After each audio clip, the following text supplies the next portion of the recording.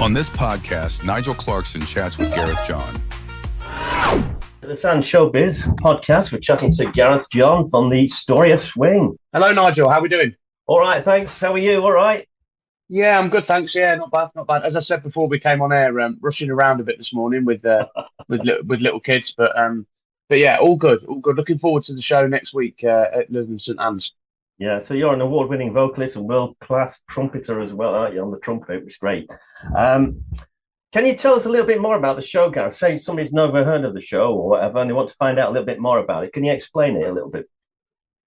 Yeah, so it's a concept that I kind of first came up with years and years ago. I'm talking sort of 2018, really, was when it first sort of came into my head, and then the whole plan was to launch it in 2020, but I don't need to tell everybody why that didn't happen, especially for a touring theatre show. You know, the arts was completely shut down with COVID-19.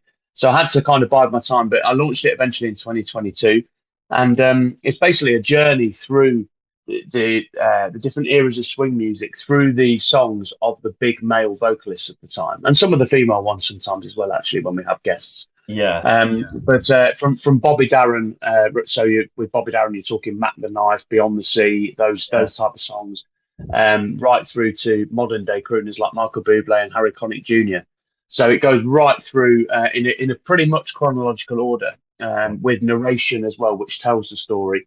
And then we cover all the songs of the artists that are huge inspirations to me. We go the other ones include obviously Frank Sinatra, Dean Martin, Sammy Davis Jr., Tony Bennett, Nat King Cole, Paul Anka is in there as well.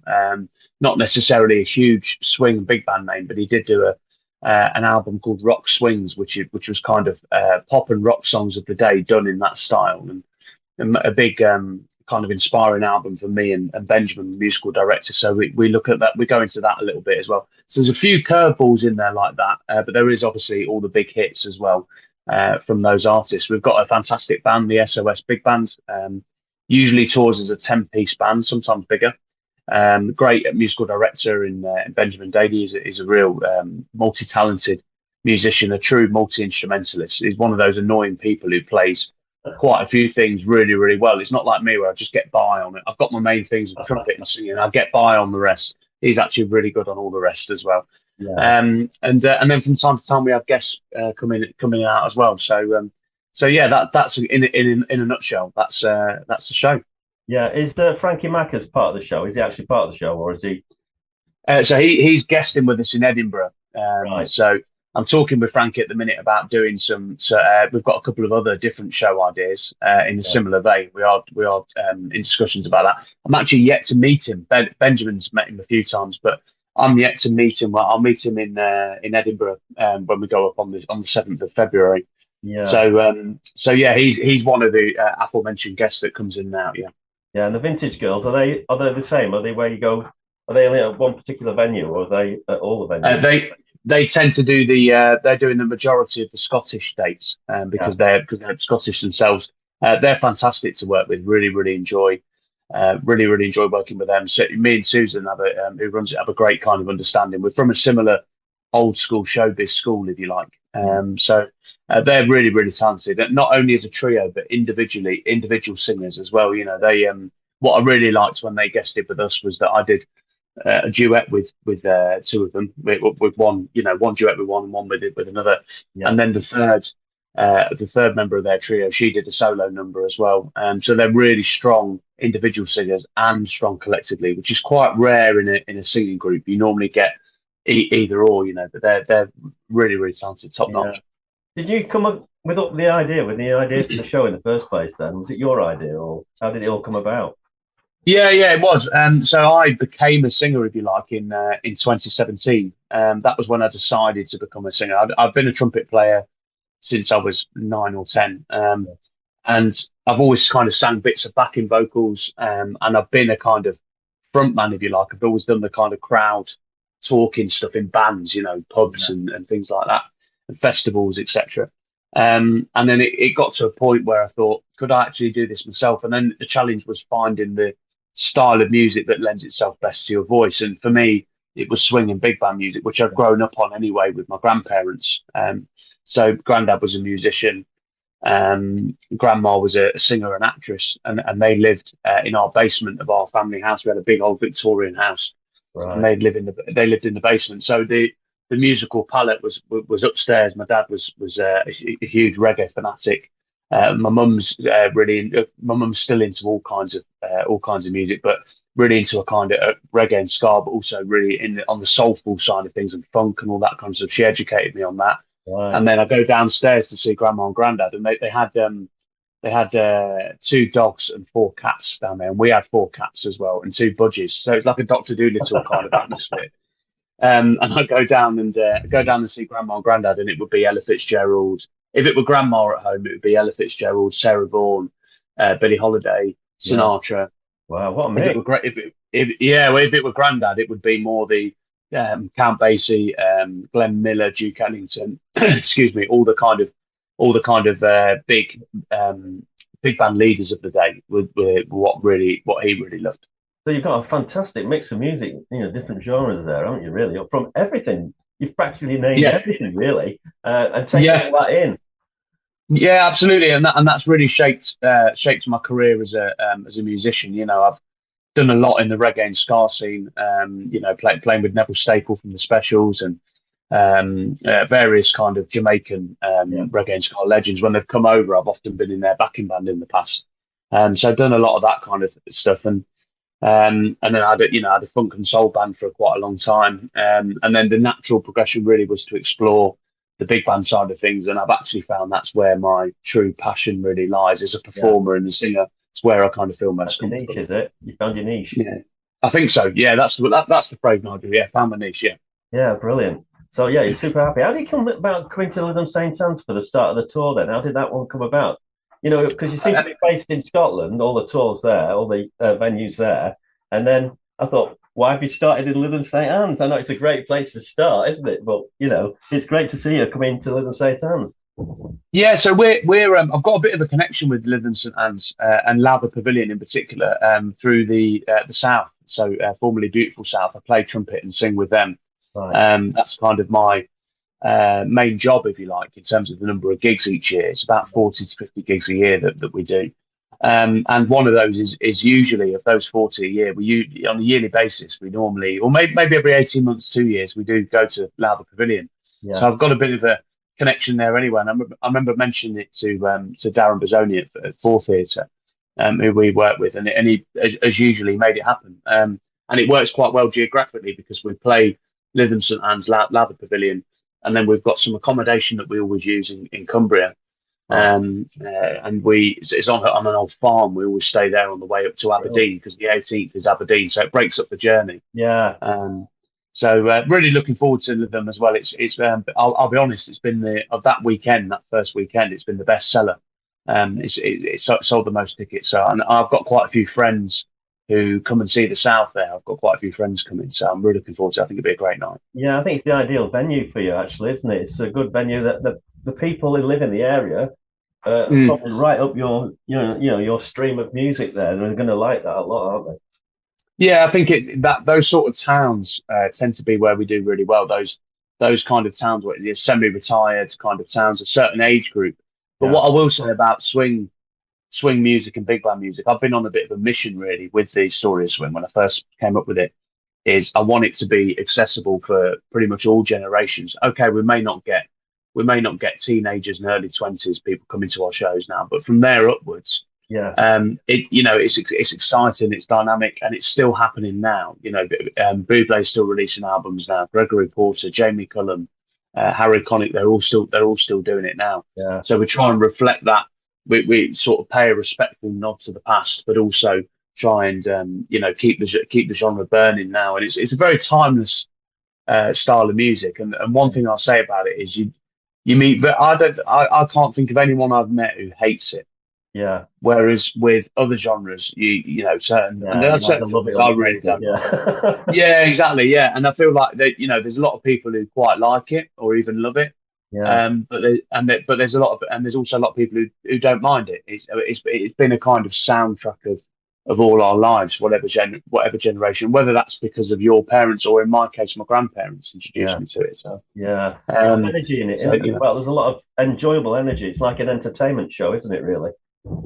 yeah, and I'm big on that really. I've always kind of said like I've worked really, really hard singing wise, and I like to think I do a good job in the vocal department. But I'm also just naturally I love entertaining people. I love putting on a show. I'm a performer at heart, and like I say again, background. Grandma was a, you know, if she walked into a room, she'd absolutely light it up, and she played a lot of big roles in musicals, My Fair Lady, and those sort of big stage parts. So that's definitely in me, and I'm very much kind of the bigger the crowd, the more I enjoy it, sort of thing. I don't think you can beat a live band. A great band behind any performance. Really, that's top, isn't it? I mean, you get some of these Yeah, artists and there's no band or anything, and you think it's a bit soulless, isn't it? But when you see somebody on stage with a band, it's completely different. yeah. The whole there's a lot of it these days. The other thing, just to delve into that a little bit more, you're absolutely right. But there's also a lot of bands that use click tracks, and they have a lot of. There might only be four of them on stage, but they'll have strings and brass and everything on track. And Yeah, like being in the business day to day, I get it financially, and yeah, sometimes I think, oh, that'd be nice. um, yeah, but the genre we're doing, you can't do that. Like yeah, we're pretty much going out with the minimum size band that we can, yeah, a 10-piece band. And yeah, I've got some great players behind me. If I reeled off four or five of them, their CVs, it's pretty crazy, really. yeah. Very very lucky to have them. Proper musicians, aren't they? At the end of the day. Proper. Yeah, Yeah, absolutely. They're all graduates of Birmingham Conservatoire. We have a close relationship with because Benjamin studies there, a yeah, musical director. So he gets a lot of players from there and graduates from there. But we've got guys who've graduated from the Royal Academy. Our keyboard player is massively in demand. He's the go-to Latin and blues keyboard player. It's mm, quite hard to pin him down for dates sometimes because he's yeah. so good and he's so in demand. So really, I've got top of the tree musicians. Very lucky on that. You're never going to beat that. I mean, I always listen to a lot of AI rubbish and stuff like that, and you can Mm, tell it's manufactured all day long, can't you? And people yeah, say, "Oh, the music business it's in peril because of this AI." And I disagree totally because you're never going to get round that. Doing a yeah. live performance, you cannot beat live musicians, top class musicians doing a show. You're never going to outdo that, are you? At all? At the end of the day, No, no. I think AI makes it helps bands and artists in some ways. You can get AI, you can get videos done a lot more cost effectively and things like that.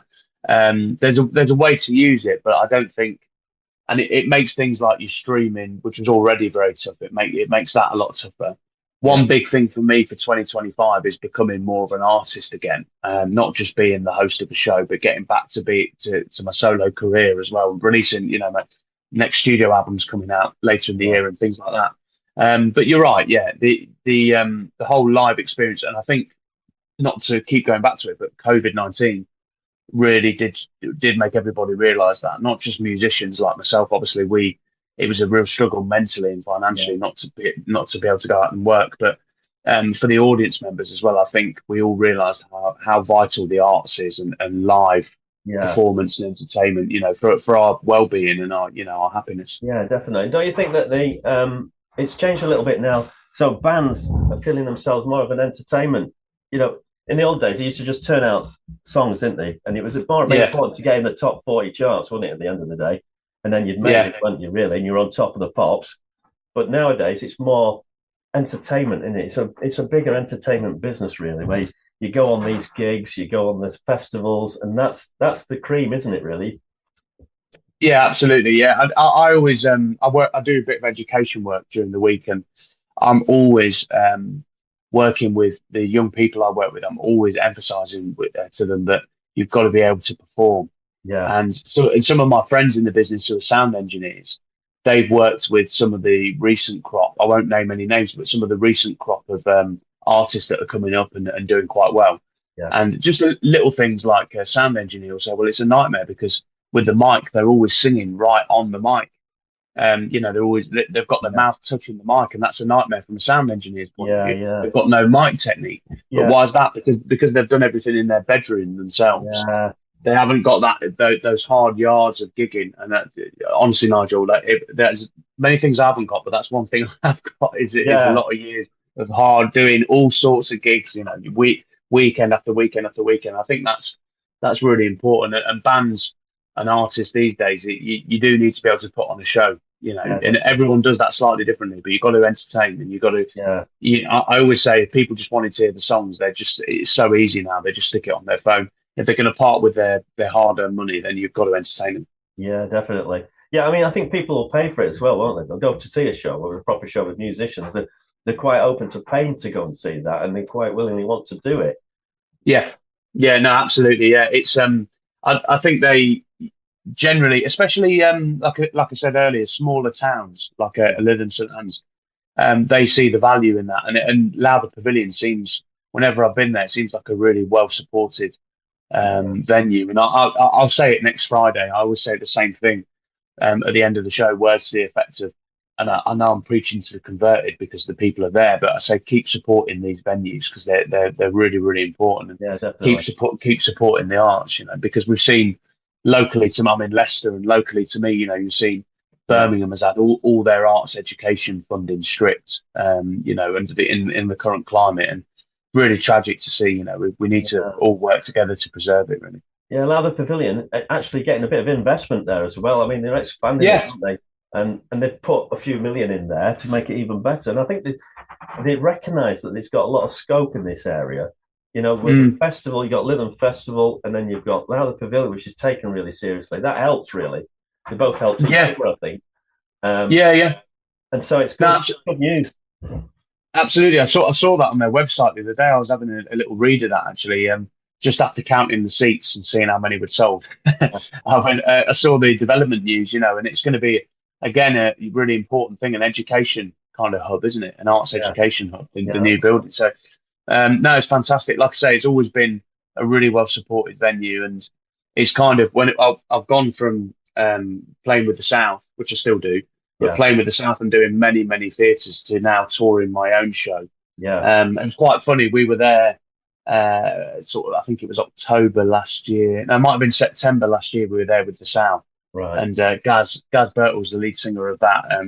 We kind of talked before we went on and said, if you don't mind mentioning that I'm here with my big band show, that'll be good.